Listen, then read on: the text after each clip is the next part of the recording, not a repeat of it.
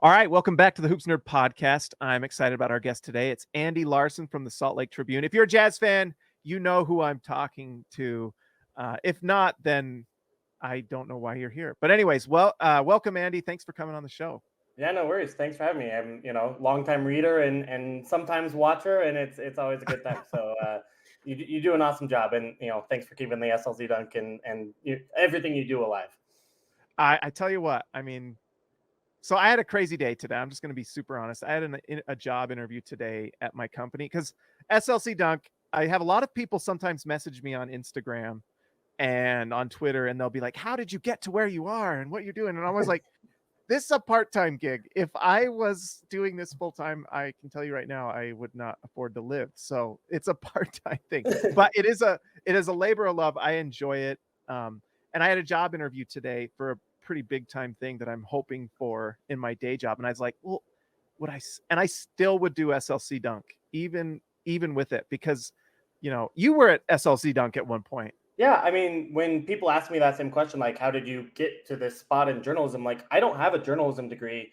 I made my way up the blogging scene, Like, I started at Jazz Spots before SLC Dunk, and then SLC Dunk, and then Salt City Hoops, and then KSL found, some budget to give me a part-time job making $15 an hour, 20 hours a week for .com, So, like, and then it kind of grew from there, and now, I get to work for the Trib and do some really cool stuff. So, like, it's one of those things where it sucks, and I do think like there's a barrier to entry that's kind of unfair to our profession as a result, where like there's you kind of have to work at this craft for a number of years for free almost just to like make it work. But that was my path, and I wouldn't have it any other way. I really loved working with the jazz blogging community and built an audience through there that's really supported me for a long time. Yeah, you do a great job. And to all those people that ask, like, what did you do to get here? I always think, are you sure you want to? Is that actually something you want? Because you better be passionate about this. This better be more a labor of love, because you're not going to be, we all see the Stephen A. Smiths and all that out there. You're not going to probably, and who knows? I keep actually wondering when ESPN is going to give you a call, Andy, and say, when are you writing for us? But dude, I man, don't think I'd work for ESPN. Like, it's not that good of a job. I mean, okay, it does pay more, but like you have to travel way more. What you can write is limited by like both editorial constraints and frankly the whims of Adrian Wojnarowski. yeah, I really kind of enjoy doing kind of some of the data column stuff and other things I get to do besides Jazz World with the Trib. I mean, I have a great boss in Aaron Falk, former Jazz writer who like knows what the job is and is really good at kind of navigating it. Like, I'm really, really happy here in Salt Lake covering the team that I grew up with, right? Like, and I don't know that I would leave that for ESPN or really anything. well, you do a great job. Yeah, and so anyone who's watching this, if you want to write for SLC Dunk, send me a DM, because I have a hard time just getting people to write. So if you want to write, call me or text me. I mean, don't call me. I can recommend that too. If you want to write, like, SLC Dunk is an awesome place to start. And you can be crazy. By the way, I don't know if people know this. I don't know if people know how I got on as a contributor, but I was playing a cell phone game called Battle Royale. Okay. And I joined a guild in Battle Royale, and the leader of the guild was a guy named Gordon Hayward. And I started, and it was Gordon Hayward. And I was like, oh my gosh. And as soon as I was in there, he closed off the guild. It was unjoinable. So I was part of this group of like 10 guys. And this was when he was making his decision on what he was going to say or leave or whatever.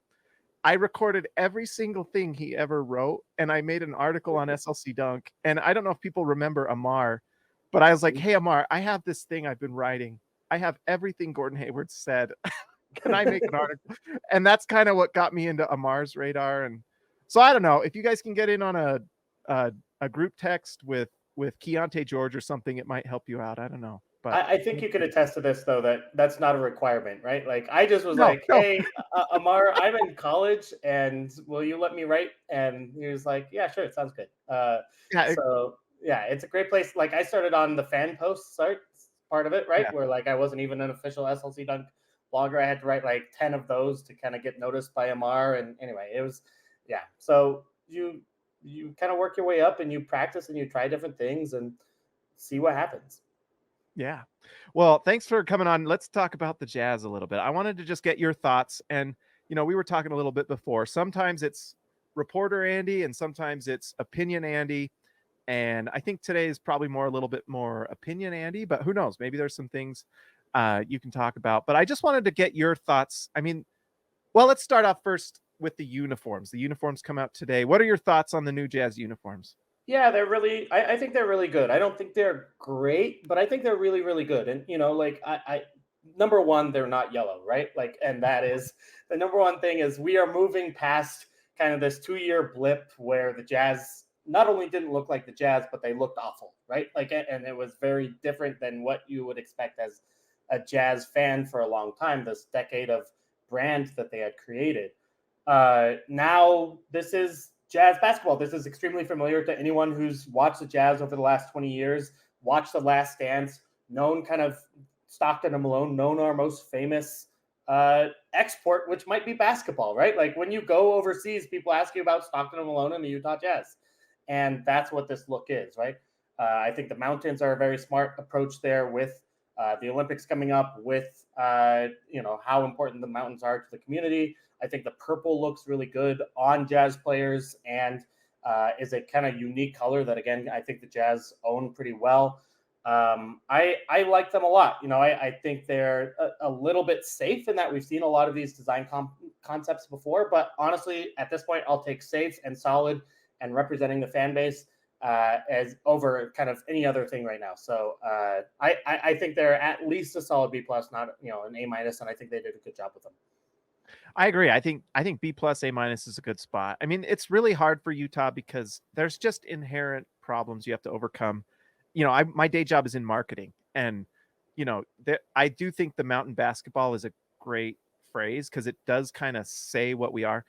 There's just an inherent problem with the Utah Jazz because it's Jazz that's not really Utah, and you're trying to combine that with something that's Utah related, and so it's just really hard to combine the two. And I think this is about as good as you can do with something that's just kind of hard to combine both, and the last rebrand, I think everyone just agreed it was just not good. I mean, I was so excited for that rebrand. I thought, oh man, this is a shot to actually do something, whether it's Mountains or Jazz, do something. And it was just nothing.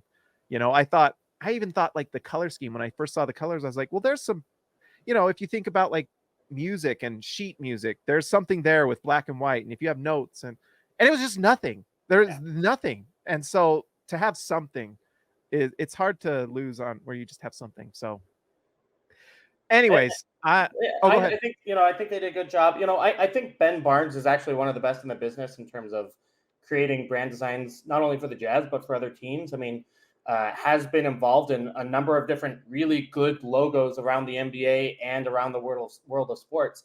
I think the Jazz kind of took that out of his hands in the first rebrand and gave it to a different design team and different design philosophy, which was shiny and cool and make Utah look as celebrity forward as possible. And that's not what we are. That's not what Jazz fans are. That's not what Utah is. And I think, embracing the best of what Utah actually is rather than what Ryan Smith wanted us to be is just so much better for everyone who actually is in Utah and is a Jazz fan. Yeah, no, that's a great way to put it. And so it's nice that they've put something forward people are happy about. One less thing for Jazz fans to complain about, one less thing for me to read SLC Dunk comment threads and well, I love that they listened, right? Like I wrote a column on this that'll come out I think tomorrow, but like there was a world in which they just double and triple down on this, right? Like, and just this is the Jazz are black and yellow for the next couple decades because someone didn't want to admit they were wrong. And give them credit for listening, where it certainly, if you work in marketing, there are plenty of team organizations or leaders that'll just stick with a bad idea, and they pivoted. And ideally they don't make the bad decision in the first place, but they didn't stick with it for too long. I like that. Yeah, no, that's great. So anyways, good job, Jazz. You improved. Everyone can be happy about it. There's still going to be, every party has a pooper, but I think overall Jazz fans are pretty happy about it. All right, so I want to talk, the last 2 years have been filled with not good uniforms. and also some pretty, well, I don't want to say not good basketball, but there's been, I guess, yeah, you can just say not good basketball. But I feel like one of the worst parts of the last 2 years is it's okay to do not good basketball as long as you've got some sort of plan. And it kind of felt like the uniforms last 2 years did not have a plan, and it kind of feels like the Jazz the last 2 years themselves have not really had a very clear plan of what they're trying to do. I mean, I have some ideas of kind of some of the things they're trying to do just because covering it every day and kind of connecting the dots. But what are the Jazz doing the last 2 years, in your opinion? Yeah, I mean, kind of hoping for the best a little bit. And, I think obviously the Lauri Markkanen improvement changed everything. The 12-3 start to the season 2 years ago changed everything, where they felt really confident that they were going to be tanking for Victor Wembanyama or Scoot Henderson. And then all of a sudden, within the first 3 weeks of the season, found that was impossible, right? Like that found that they were going to be, at worst, the 8th best team in the league just because they already won 12 games, right? Like, and so I think since then, they've been kind of stuck in the muck a little bit about retaining the value that they have and trying to build on that, giving young guys some shots to improve, like the Taylor Horton Tuckers of the world, which on paper, like, yeah, give a 21-year-old point guard with, some talent, some minutes on a team that's going nowhere and seeing what happens, makes sense. Giving a young coach in Will Hardy a chance. And I think that's been more positive than negative. Like, I think that's kind of what they've been going for, because the other options have been kind of bad at every turn. And that doesn't mean they haven't made mistakes or things that, I'm critical of them. And you're, I think, pretty critical of them too on some of these big decisions. Like, the differing approaches to trading Bojan Bogdanovic and Mike Conley doesn't make a whole lot of sense in retrospect. What they did at this year's trade deadline doesn't make a whole lot of sense. It's just like in a vacuum, or even in the context of where they are, some of these decisions just don't make sense. Other than that, there wasn't a better option at any other point, and that's the only kind of saving grace here is like, hey, it's hard to really point to something that the Jazz front office could have definitely done better that would have changed everything, would have changed things for the better, for the future. Well, I think I honestly completely agree. I mean, that first year, like you said, they went 12-3. And I remember just going to that season, just being ready. There's nothing like being a beat writer or a blogger writing about losses every night. And I was just ready for it. And then all of a sudden we're 12-3. And I don't think the Jazz were any less surprised than a lot of us were, because I don't think, you remember before that, to the season where Lauri Markkanen became an all-star, he had a nice Euro League, and I think everyone thought, well, maybe he can do that with the Jazz. And then he did. And then the Jazz looked really good. And I also think that it's really hard to just trade everyone right away. Like, that's the one thing where and I agree. I wanted Victor Wembanyama on the Jazz. I think everyone wanted I think the Jazz wanted Victor Wembanyama on the Jazz. But you can't just trade people for nothing. And I think Danny Ainge probably just has an absolute abhorrence to just saying, oh, I'm going to give the Lakers Mike Conley for nothing. The Lakers are offering a 2nd-round pick, and I'm going to give them Mike Conley. There's no way, and I don't know exactly what negotiations happened, but it takes time to trade these guys to get a value you think is worth it. Yeah, and I think with the Mike Conley deal in particular, I do think the offer they ended up taking was probably on the table on October 1. We based on the reporting that was coming out during that time, getting 1 pick was kind of always out there, and then getting 2 picks was the Jazz's goal, for where like Lakers would need some significant point guard help, which they definitely did, and they would want to keep LeBron and so on and so forth. But they also felt that if they kept and held, that his value would go up, and in a way that they didn't feel that way with Bojan. I think they also made the same mistake probably with like Kelly Olynyk, right? Like, trading 100%. Him 2 months before doesn't make a lot of sense.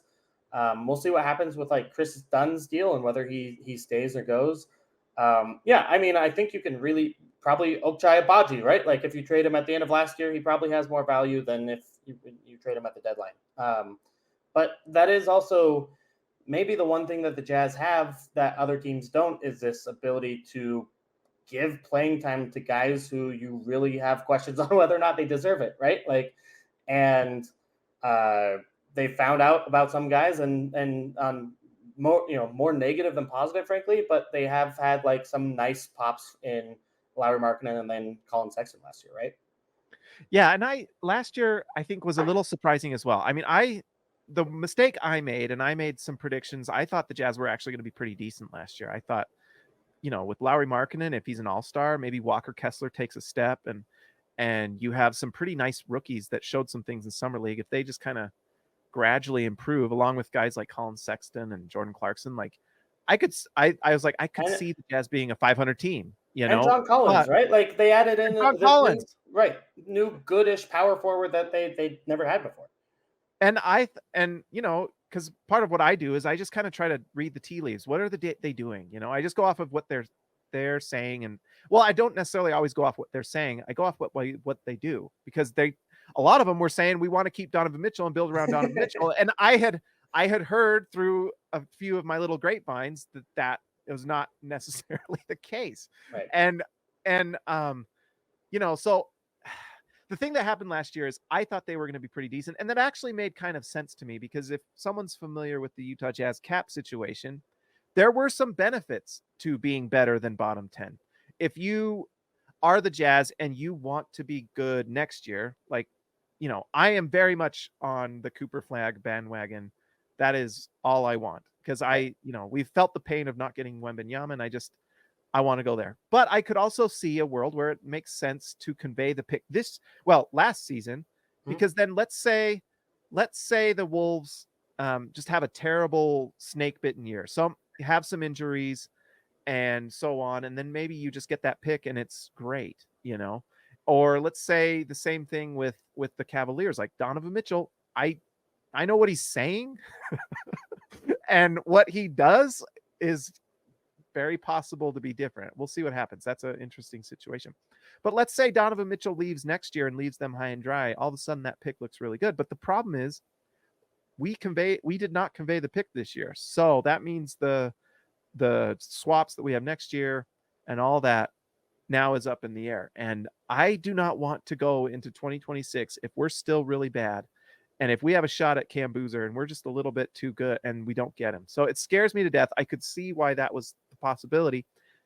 And then they go into trade deadline and just tank like crazy in a draft that nobody likes. And so I guess I want to know, I don't know, maybe this is just therapy for me talking to you, but what? So I guess what I'd say is two things. One, I agree with you. They were absolutely trying to begin the year. I also think, like, just because they were trying and just because they won 35 games or whatever the year before, 38, I think it was, they weren't guaranteed to do that moving forward. Like, most of the NBA teams are trying, right? Like, just because you're trying to win games doesn't mean you're going to win games. And I think was kind of the obvious disconnect that I think we saw last year, was like, hey, but in the end, yes, you're trying to win games, but you have Talen Horton-Tucker as your point guard, and you have you're at a complete mess defensively, right? And given those two things, you simply can't compete at a reasonable level in the NBA. And then, you can change your point guard, and now Keontae George is your point guard, and he's a rookie, and he's going to make a lot of mistakes, and it's going to be hard to compete in the NBA.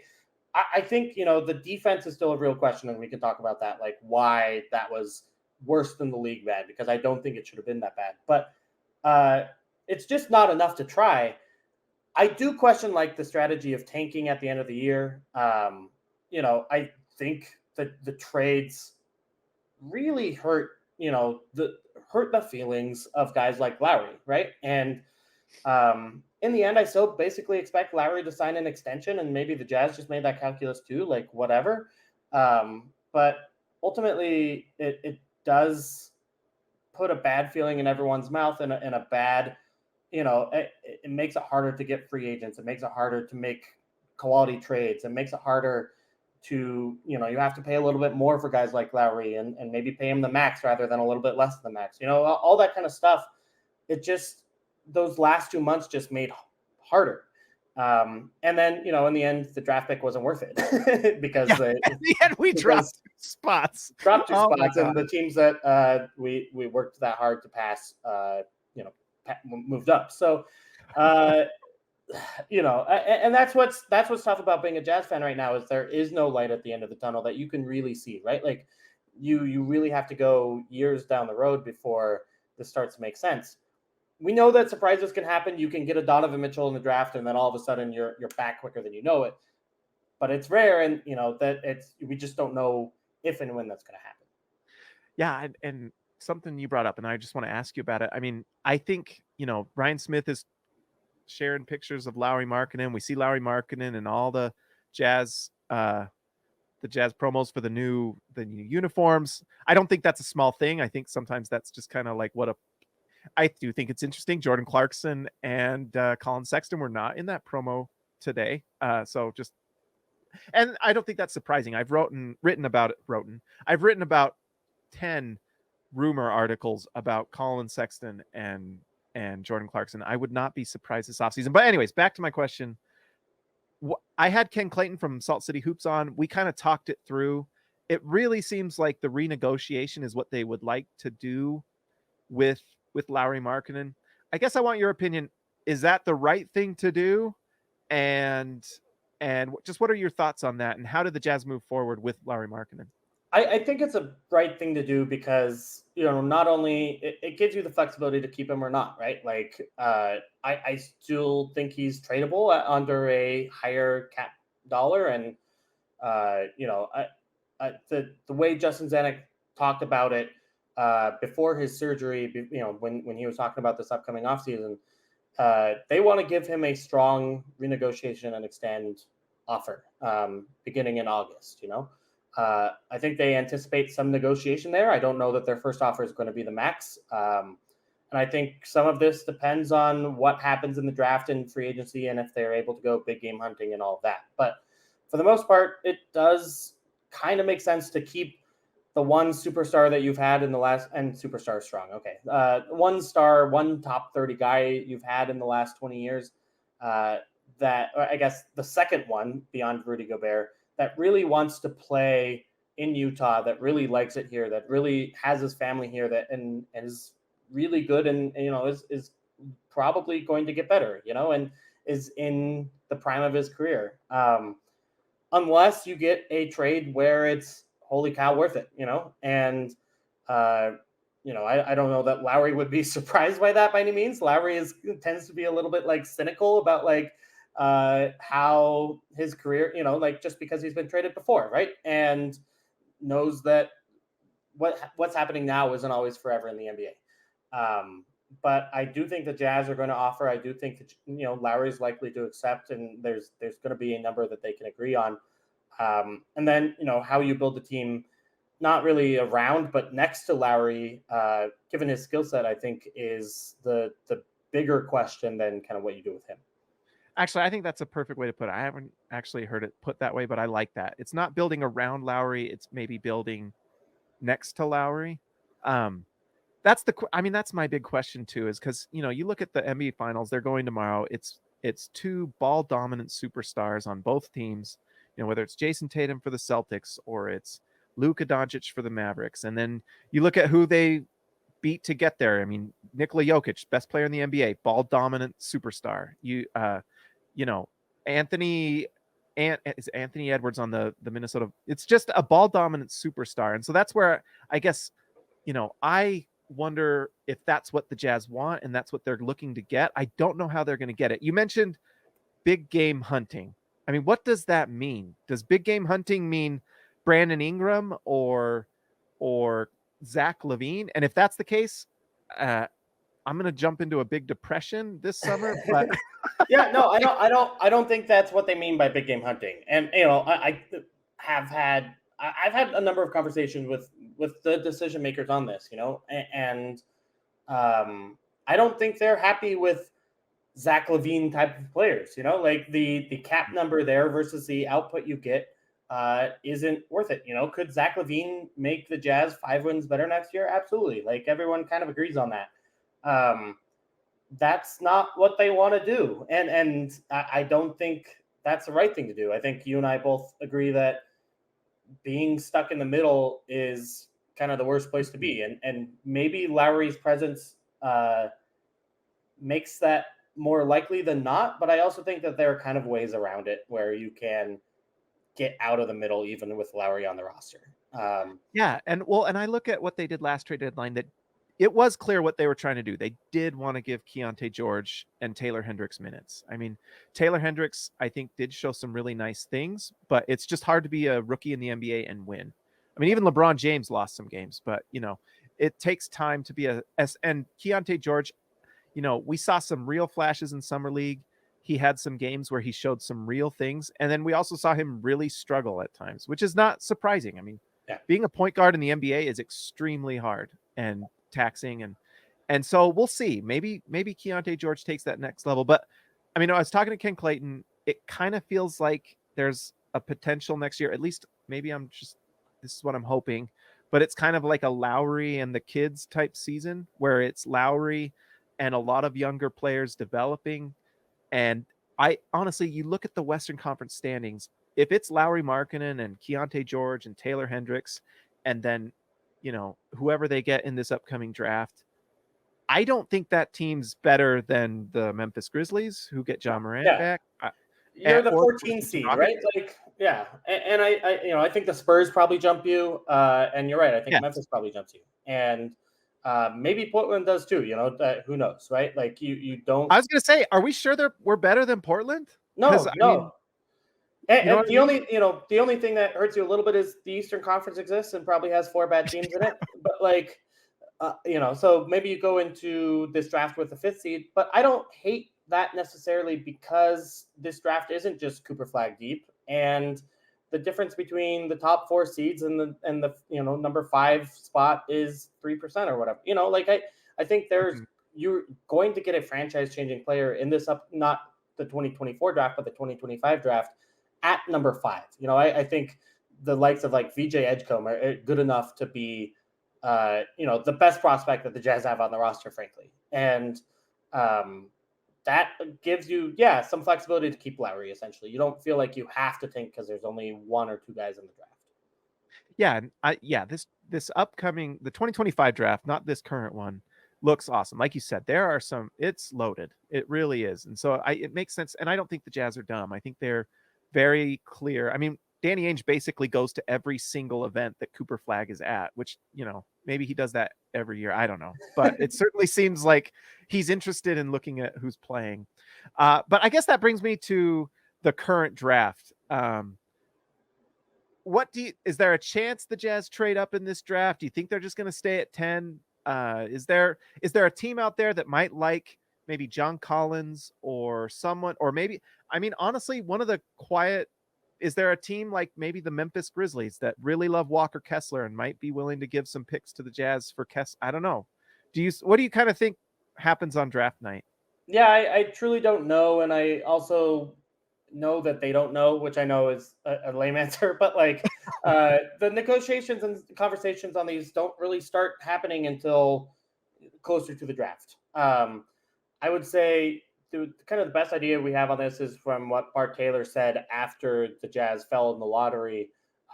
When we asked him about kind of the idea of trading the picks or moving up or moving down, he said, look, given how flat this draft is, I think there's going to be opportunities to trade up or trade down, but that also means that it's probably less likely to be worth it to trade up or trade down, right? And, the difference between the number 5 pick and the number 10 pick in this draft, while it seems like copium, is not actually that different, like we were talking about Ron Holland as a number 5 guy, and now might be available at number 10, and ditto with Nikola Topic and ditto with, I don't know, Stephon Castle or Reed Shepherd or whoever, right? Like, pretty much we know Alex Sarr is probably going to be gone by number 10. And like, I feel pretty strongly about 3 guys maybe going by number 10. But after that, maybe, Buzelis is probably gone by then, Risa Shea. But like, beyond that, I have no real idea who's going to be available at number 10. And so I don't love the idea of necessarily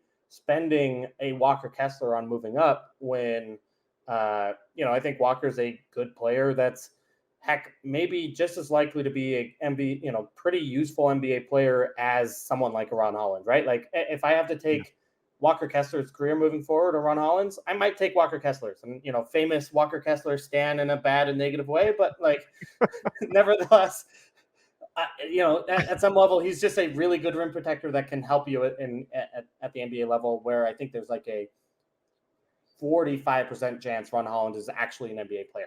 There's big Kevin Knox potential there. Yeah. Well, and also, speaking of Walker Kessler, what happened to Walker Kessler this year? It is kind of a mystery. I mean, I think there is some like Team USA mental stuff. I think there's a lot of mental stuff, frankly. I think there's a difference between what his camp is telling him he needs to work on and what he should work on, and what the Jazz coaches are telling him he needs to work on and should work on. What do the Jazz want him to work on? The big man stuff, Rudy Gobert stuff, like screening, catching, rolling, finishing, screening. Like, yeah, we don't want you to work on the 3-point shot. You're not good at, there are no good 3-point shooters in the history of the NBA who are good or 50% free throw shooters. But work on the free throws. Yeah, that's good. And he did improve, honestly. Yeah. And, that's you want, 75% free throw shooting from Walker. And I think that's possible. I think he has good enough touch to make that, possible. I think they want him to be much, much stronger down low, both on the glass and off. He has incredible offensive rebounding numbers, but the defensive numbers are kind of iffy on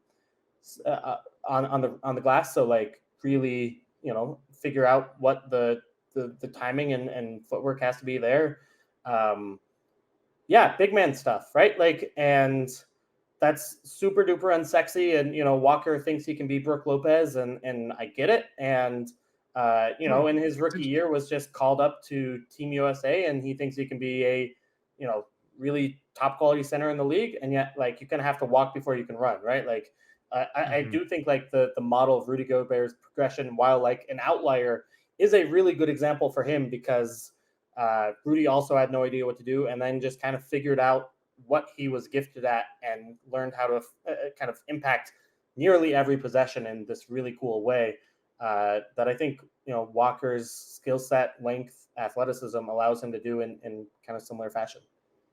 Yeah, and I don't want to keep you too long, but you did touch on something too, because I think that was something that I wondered too, because, obviously John Collins kind of wins out on the center position, and it made me think, well, maybe the Jazz just really value that 3-point shooting from the 5, but maybe it's more that they just felt like, and honestly, John Collins out-rebounded him in a lot of ways. He just kind of was tougher, and so that's interesting. Do the Jazz value that 3-point shooting 5, or is it more they just wanted to see the best version of what Walker is? Yeah, I think the latter. I think they want spacing, right? Like, I think Will wanted spacing for the other guys on the floor, and you can get that vertically, or you can get that from the 3-point line. And kind of the problem with Walker right now is that he doesn't screen well enough to make himself a vertical threat often enough, right? Like we've seen the difference between Rudy Gobert screens and Walker Kessler screens, and Walker just doesn't have that same sort of impact. And then that has a cascading effect down the roster, where Keontae George can't get open and really struggles as a result. And opponents can just stick to Lauri Markkanen, and there are no problems there, and so on and so forth. And especially when you lose Kelly Olynyk, who's like really your secondary playmaker who can be tall and, pass over his head and stuff.